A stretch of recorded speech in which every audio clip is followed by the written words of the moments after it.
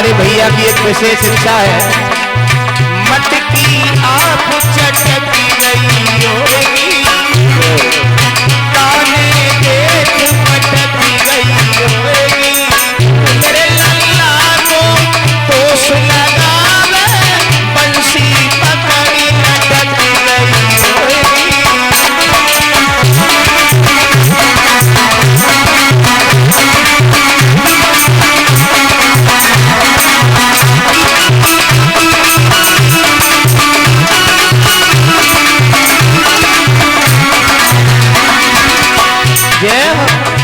यशोदा मैया के पास में गोपियां शिकायत लेके पहुंचती हैं, तो यशोदा मैया ने कहा, गोपी रोज सवेरे मेरो कन्हैया गौए चरावे जावे, तू अलबेली नारी नवेली नाले जाई जावे।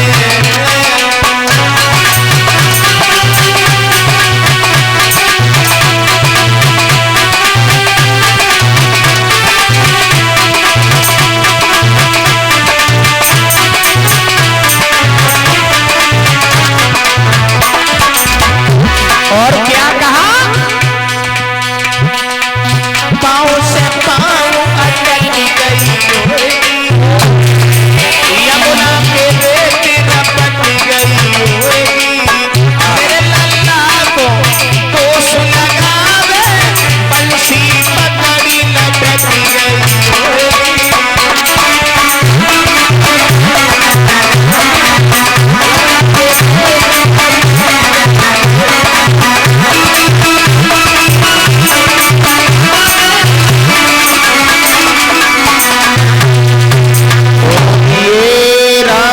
चंद्र भगवान की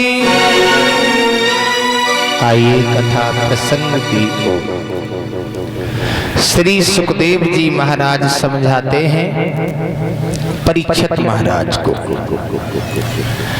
भगवान मर्यादा पुरुषोत्तम श्री राम इस तरह से भूतल पर आए हैं। देव ऋषि नारद बाबा ने जब श्राप दिया था, आ जाइए परीक्षित जी अयोध्या नगरी की ओर, जहां पर महाराज दशरथ बड़े प्रेम सहित रह रहे हैं।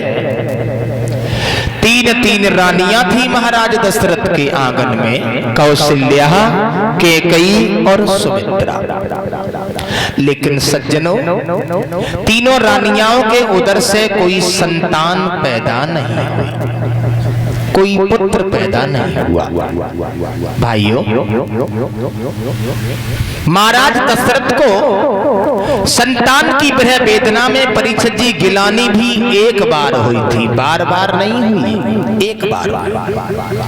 गोस्वामी तुलसीदास जी कहते हैं, जब एक बार हुई, बार बार नहीं हुई, और एक बार हुई तो कौन से बार हुई?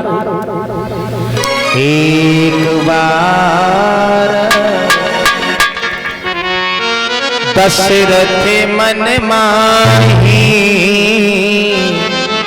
ओ भई गिलान मोरे सोते नाही। एक बार गिलानी हुई कि हमारे कोई संतान नहीं है।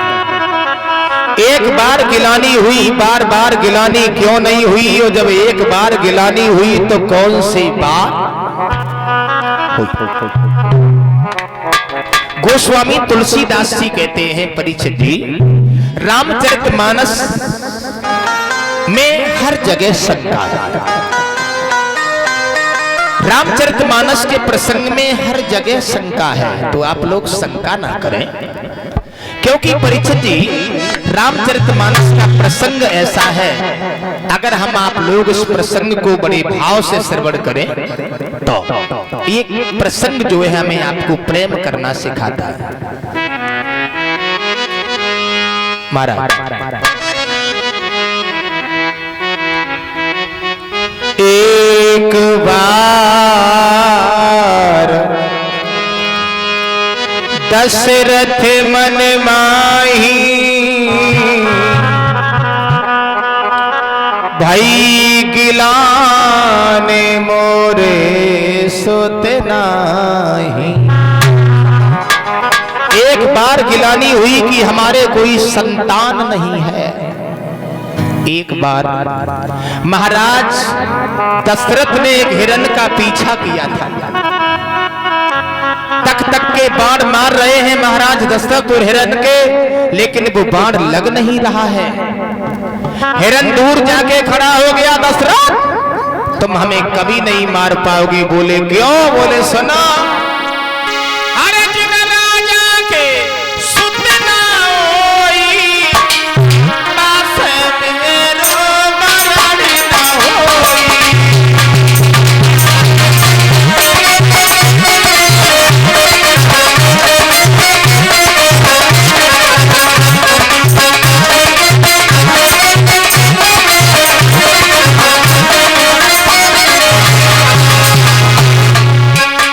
दशरथ महाराज से उस हिरण ने कहा, दशरथ तुम हमें कभी नहीं मार पाओगे। क्यों? सुनो, जिन राजा के सुत ना होई, पास मेरो मरण ना होई।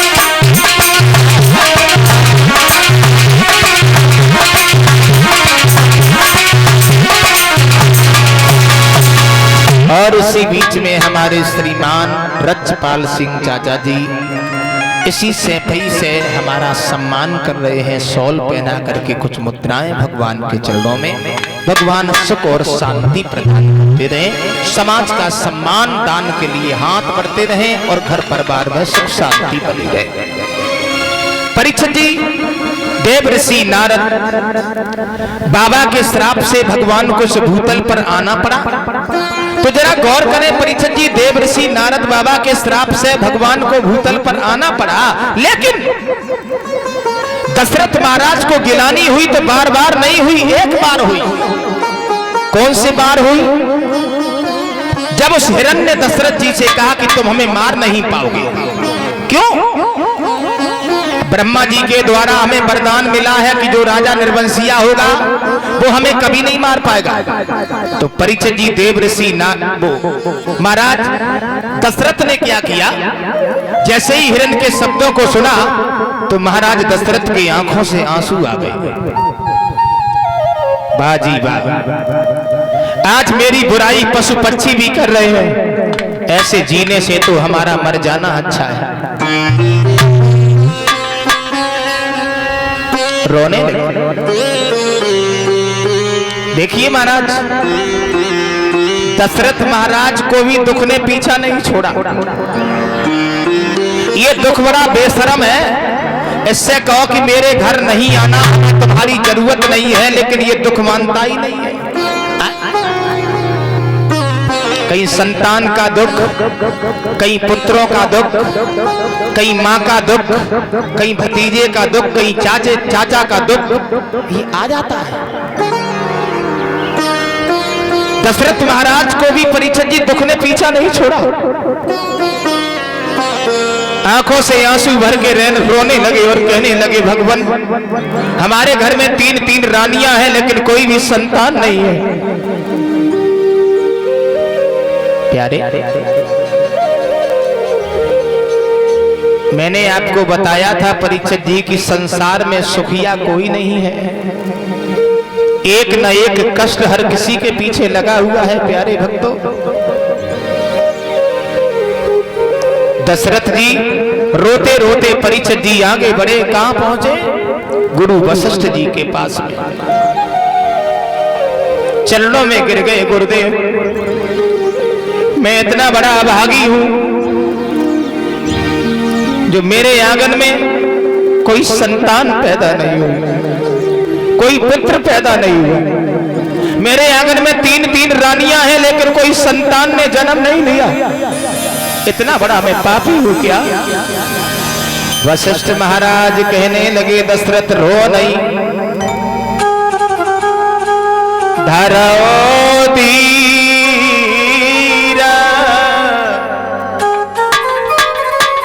होइए सुतचारी, धैर्य धारण करो। तुम्हारे आंगन में एक नहीं 4 बालक आएंगे। और वो भी परम पिता परमेश्वर आएंगे। हैं प्यारे, परम पिता परमेश्वर। जरा गौर करें, दशरथ जी कहने लगे आएंगे कब, जब मर जाएंगे तब। बोले नहीं, श्रृंगी ऋषि को बुलवाओ, पुत्रेष्ठ यज्ञ रचवाओ। श्रृंगी ऋषि वशिष्ठ बुलावा, पुत्रेष्ठ शुभ यज्ञ रचावा। प्यारे पुत्रेष्ठ यज्ञ रचाया गया। अग्नि देवता हवि का कटोरा लेकर के प्रकट हुए। तीनों देवियाओं को परिचय जी खीर का प्रसाद दिया गया। गोस्वामी तुलसीदास जी कहते हैं, बड़ा सुंदर सा भाव देते हैं। अर्धभाग्य कौशल्य दीना,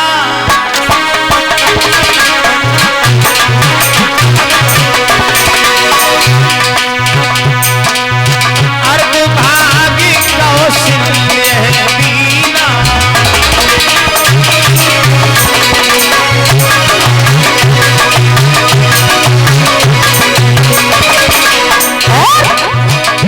होयु भय भाग्या दे कर दीना।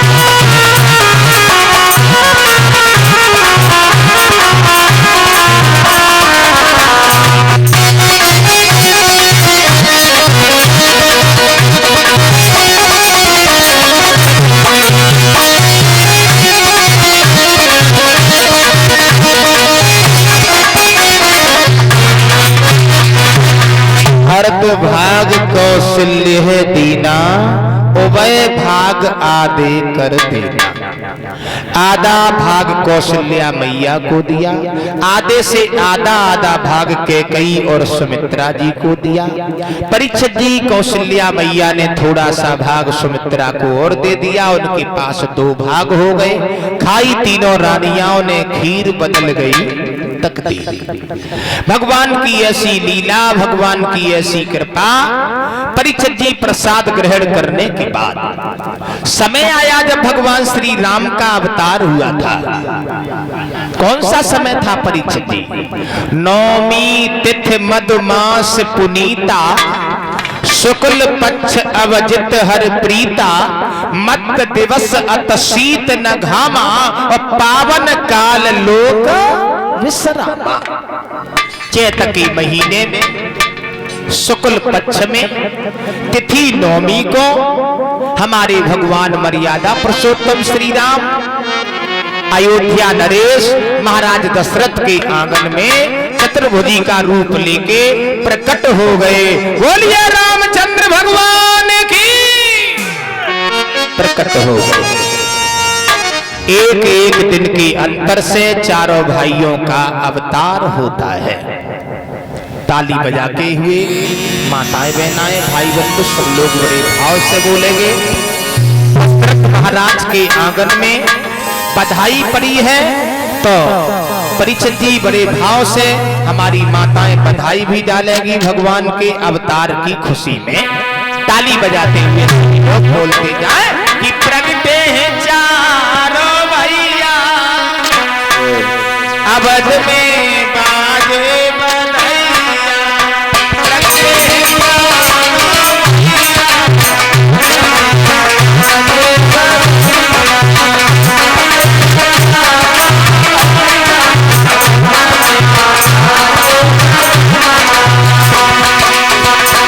ताली